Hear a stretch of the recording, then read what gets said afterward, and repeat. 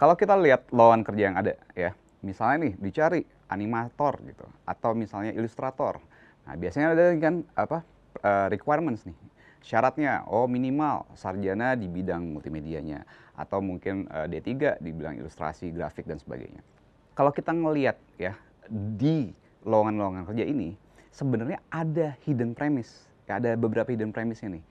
Dari pengalaman gue sendiri sebagai edukator gitu ya, gue melihat ya ada masalah di sini. Contoh misalnya apa? Hidden premise pertama, judul dari pekerjaannya gitu, ilustrator, animator, itu bisa aja berbeda-beda dengan nama yang sama, tapi untuk jenis industrinya, untuk jenis perusahaannya, mungkin beda-beda kerjaannya, spesifik. Oh, social media manager mungkin berbeda di tempat yang satu dengan tempat yang lain, atau industri satu dengan industri yang lain. Nah, jadi kalau gitu pekerjaannya seperti apa nih? Ya, kita belum tahu, ya kan? Nah, itu satu hal. Hidden premise kedua. Nah, ini penting banget pengen gue tekanin jadi hal yang tema utama lah di topik ini. Yaitu soal actual skills. Nah, actual skills ini apa nih? Apa sih sebenarnya yang dibutuhkan jadi itu?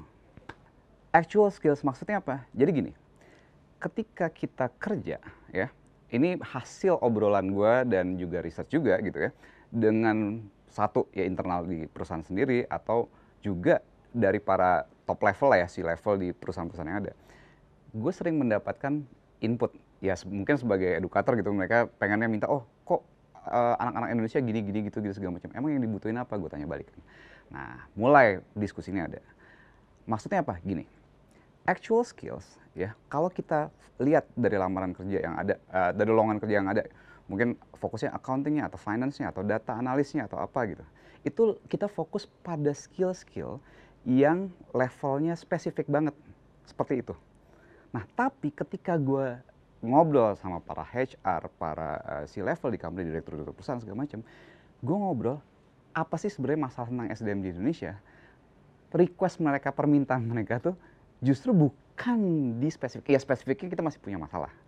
Tapi yang jauh lebih besar adalah masalah-masalah skill-skill yang sangat mendasar yang justru ini yang kurang dimiliki sama SDM di Indonesia. Nah, contohnya apa aja gitu. Oh, kalau kita coba petain gitu kan. Kita coba petain nih. Ternyata hasil petanya kita visualisasi gitu kan. Oh iya, butuh nih basic thinking skills, logika dasar ya, logika dasar. Oh, basic mathematical skills, jangan mikirin matematik yang aneh-aneh turunan integral, ini basic mathematical skills. Kemudian verbal reasoning, kemampuan baca. Oh, mungkin ada scientific approach to things ya, kalau dengan scientific jangan mikir fisika juga, sebenarnya adalah approach scientific terhadap berbagai macam hal ya, terhadap kerjaan segala macam, apakah data driven, analisisnya benar dan sebagainya. Nah ini banyak nih skill-skill lain, critical thinking, communication skills, bikin orang lain ngerti dan sebagainya. Nah ini banyak hal-hal yang fundamentals yang nggak kelihatan ketika ada di tulisan lamaran kerjanya.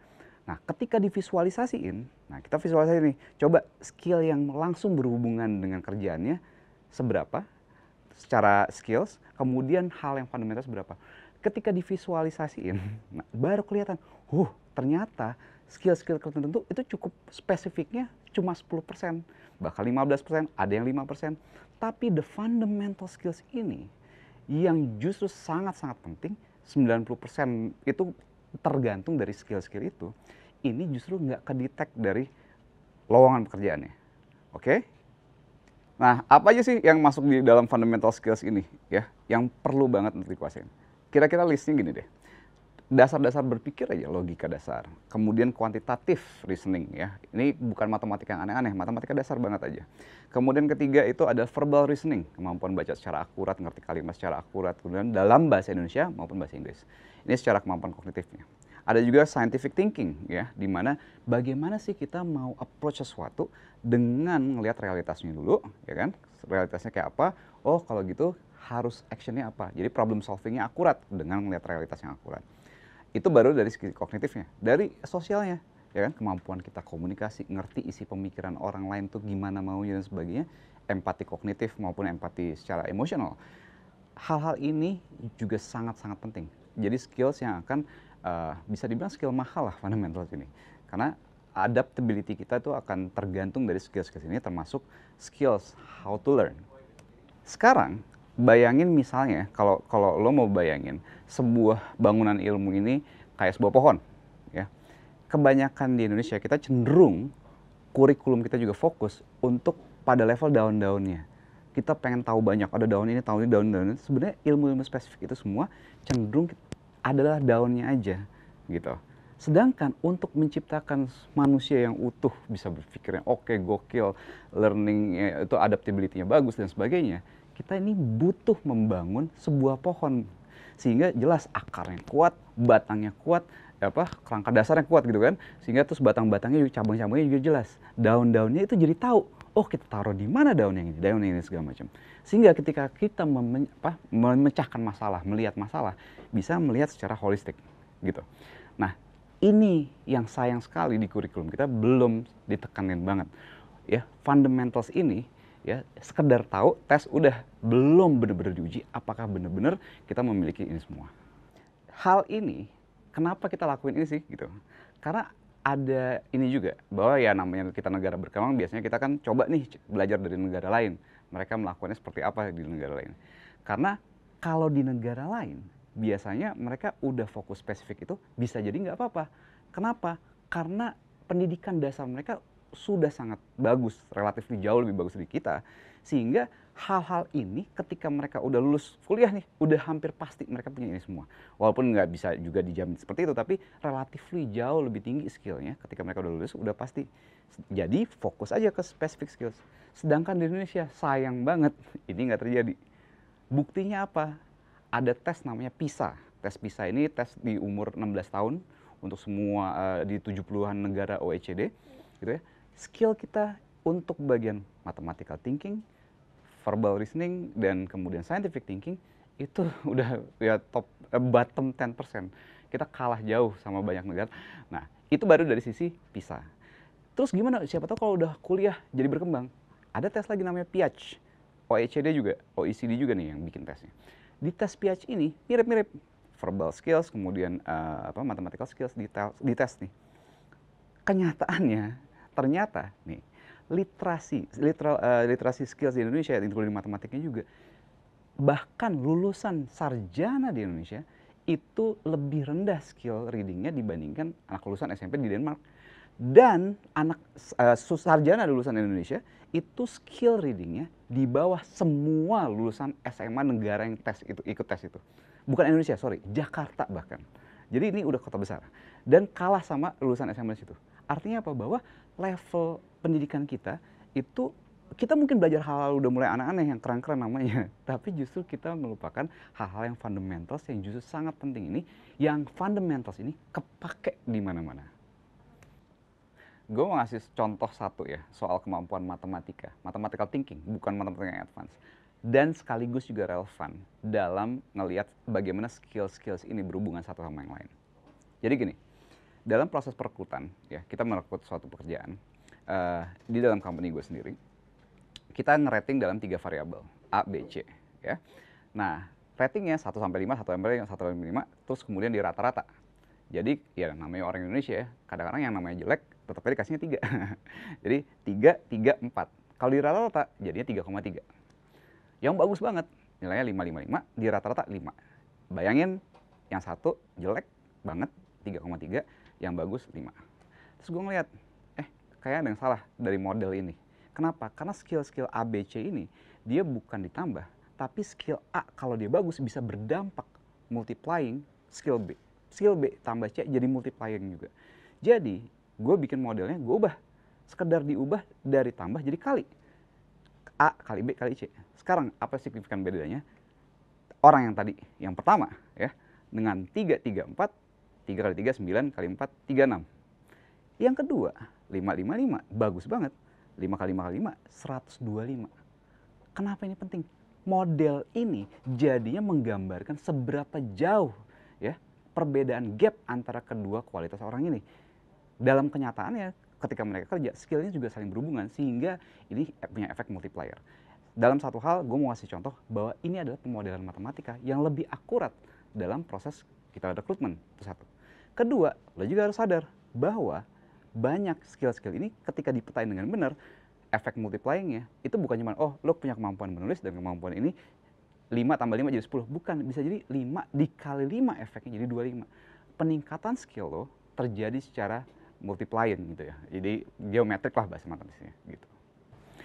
Nah, sebelum kita ngomongin ke hal yang paling penting apa yang harus kita revolusi dari pendidikan kita, satu hal lagi ya yang gue mau sebutin di sini. Jadi gini, dari tadi kita ngomongin itu adalah satu jenis tujuan dari pendidikan. Di mana tujuan pendidikan nomor satunya adalah misalnya buat individu. Individu maksudnya apa? Ya ini buat kepentingan masing-masing orang untuk menjadi cerdas, cerah, dan kalau di jenis kita sebutnya cerdas, cerah, dan asik. Nah, ini penting untuk membangun orang sehingga mereka bisa berkehidupan ya layak sebagai manusia dan sebagainya, dan bisa jago-jagoan lah gitu.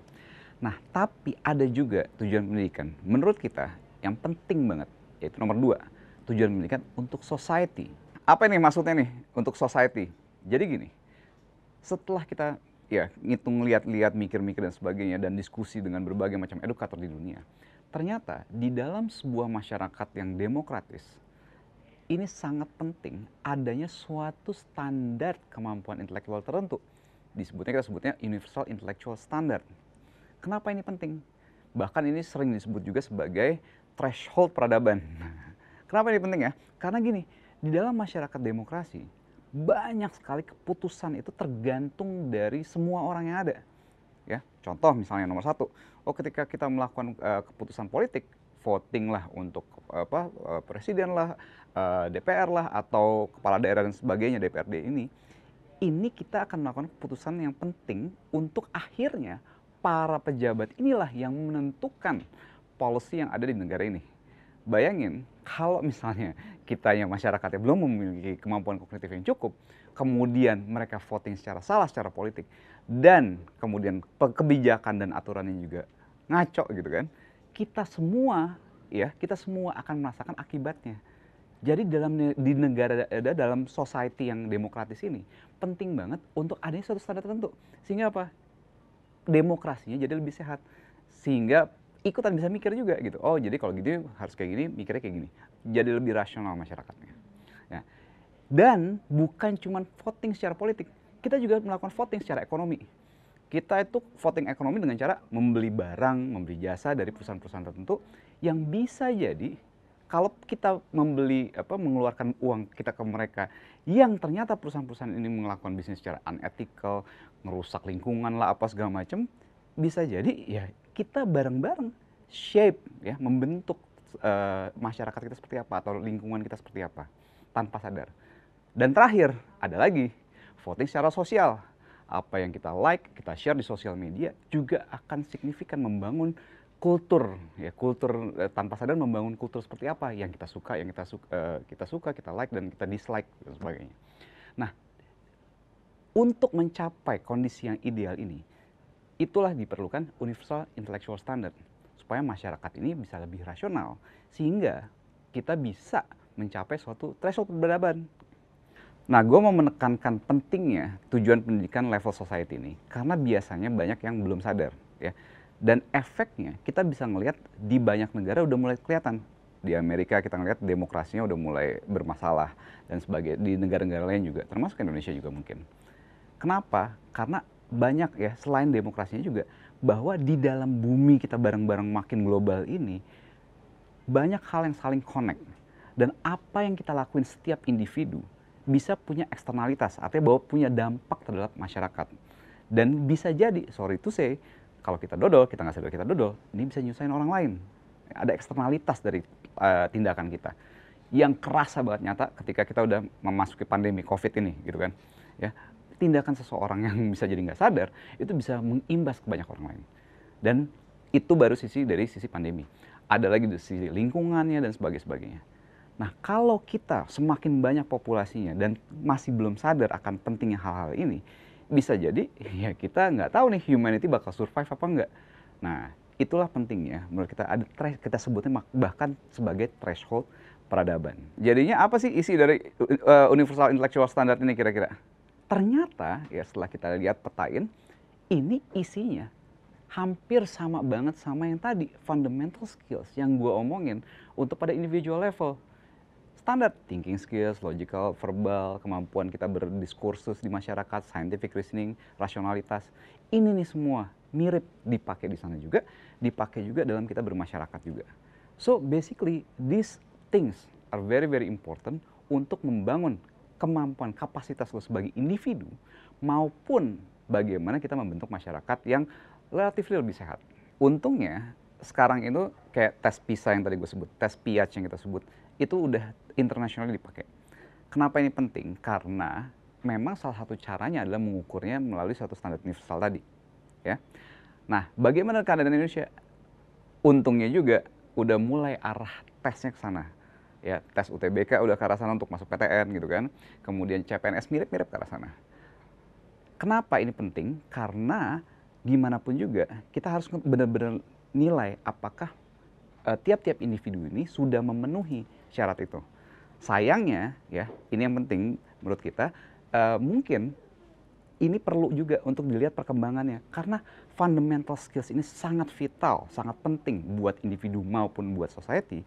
Jadi menurut kita bagusnya oke, kita mulai nih dari mulai yang kecil, kelas 4 SD, mungkin SMP dan sebagainya, supaya kita lihat apakah mereka progressing on track. Dan ini revolusi yang penting banget. Seharusnya jadinya tesnya kita bukan lagi pada pengetahuannya, tapi lebih kepada kompetensi yang sangat penting, yang fundamental tadi yang kita uji. Bukan masalah tahu banyak tapi nggak bisa mikir, ya kan? Yang penting mikirnya, taunya mah bisa dari macam-macam zaman sekarang gitu. Nah, itu menurut kita penting banget untuk mulai ada tes, early test lah, supaya kita make sure bahwa progres semua orang ini ke arah sana. Nah, dari dua tujuan pendidikan tadi kan, untuk individu maupun untuk society, kita tahu bahwa ada universal intellectual standard yang harus kita promote gitu ya. Ingat di sini thinking skills, scientific reasoning, including human understanding. Nah, di bagian sini ya, gue mau mengajak semua di sini untuk nyadar pentingnya bahwa kalau misalnya kita melakukan pengajaran, seharusnya kita fokus pada pembentukan skill-skill seperti ini gitu. Supaya kita bisa tahu, oh oke, kalau gitu ini skill-skill yang important. Jadi kalau lo mahasiswa mungkin tahu, oh skill ini yang harus kita bangun nih, lebih fokus ke sini. Jangan cuma masalah judul-judul skill yang keren-keren doang, tapi yang basicnya kurang.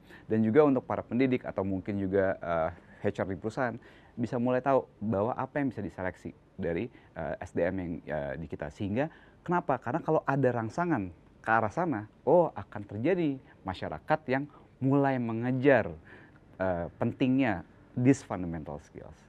Nah, kenapa itu penting? Kita udah tahu masing-masing individu, buat masing-masing individu itu penting, dan ini penting banget untuk membangun society yang jauh lebih sehat secara intelektual dan siapa tahu kritikal terhadap kelangsungan humanity in general. Thank you.